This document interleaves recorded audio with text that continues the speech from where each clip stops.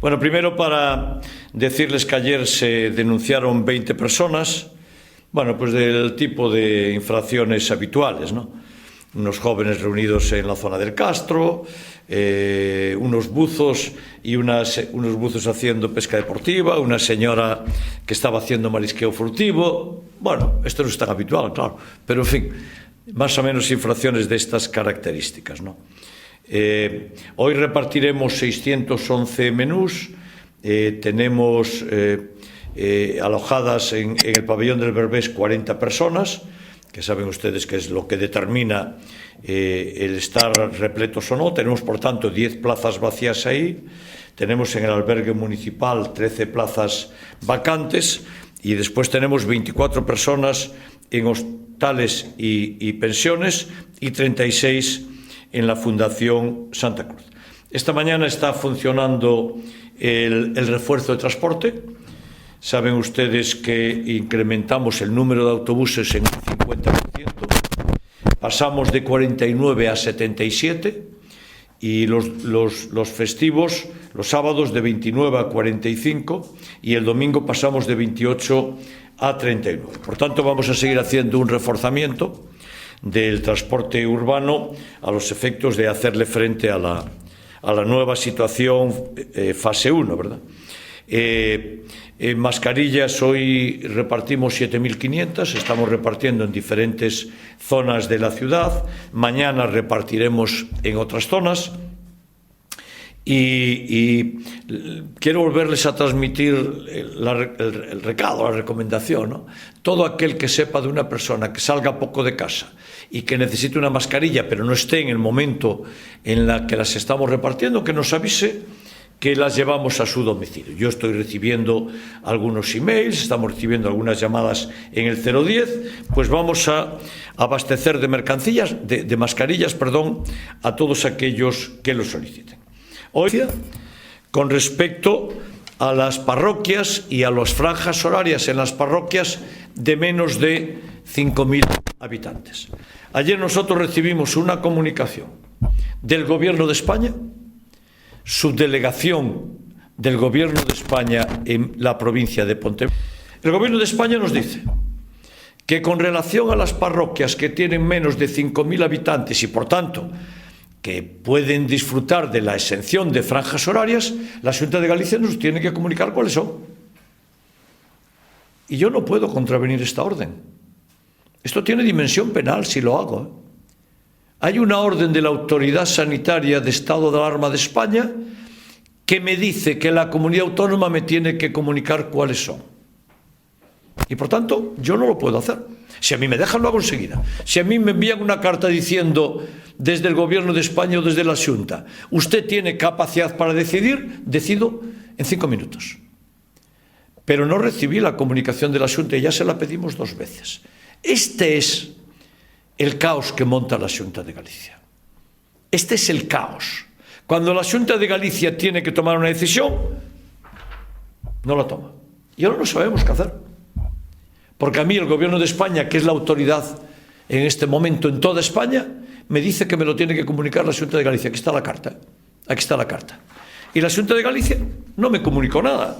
Por tanto, le tengo que decir a los ciudadanos de Vigo que una vez más la Xunta de Galicia desatiende a la ciudad, siembra el caos y no permite, porque podríamos estarlo permitiendo, que no hubiera franjas horarias en algunas zonas, porque la Xunta de Galicia no lo comunica. Y están obligados. Si a mí me envían una notificación de que tengo yo autonomía, la aplico en 1 minuto. Tardo 1 minuto.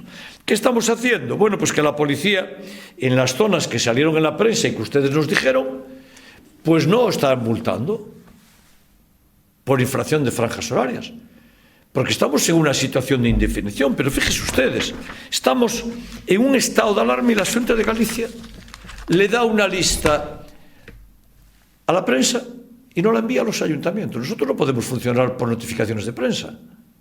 Nosotros tenemos que funcionar por notificaciones y se la pedimos 2 veces ya. 2 cartas que la teniente alcalde de Seguridad, Elena Espinosa, envió a la Xunta y todavía no nos lo comunicaron. Bueno, tengo a las 11:30 esta ejecutiva. Si hay alguna pregunta, porfa, vamos rápidos. Sí, alcalde. pregunta, si la zona azul se va a mantener durante todo el estado de alarma, ahora que sí. la movilidad se va a reactivar.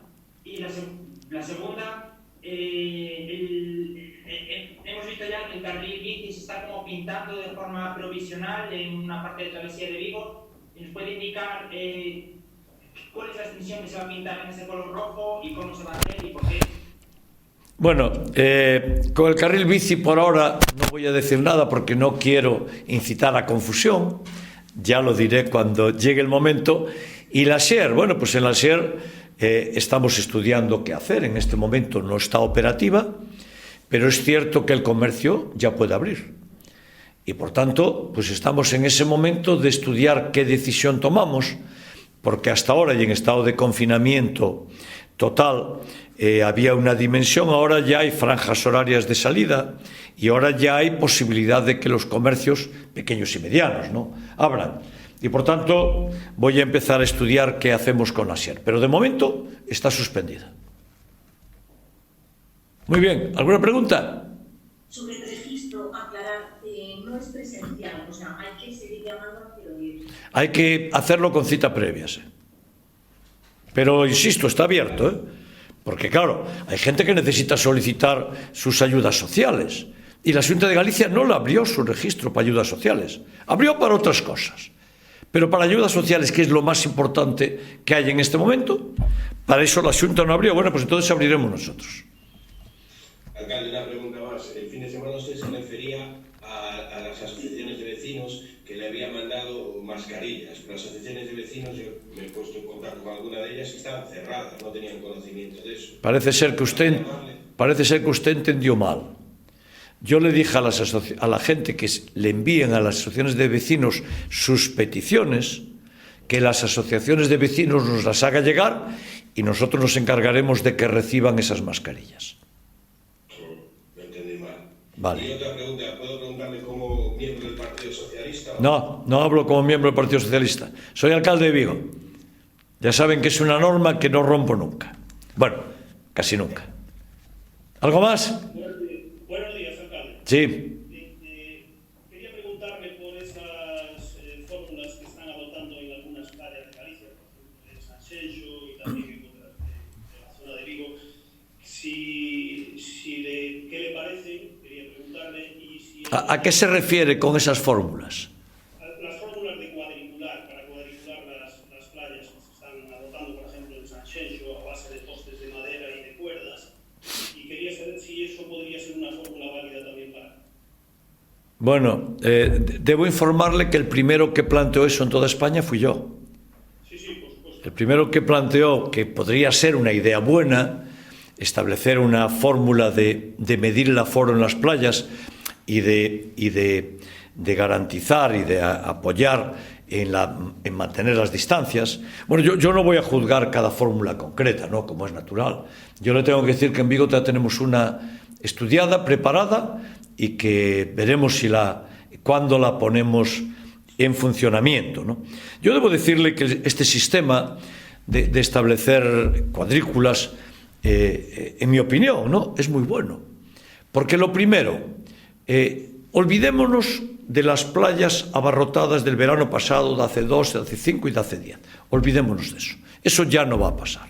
Segundo, es bueno que al llegar tengamos una forma de saber dónde hay espacios vacíos, viendo, y de saber dónde podemos estar.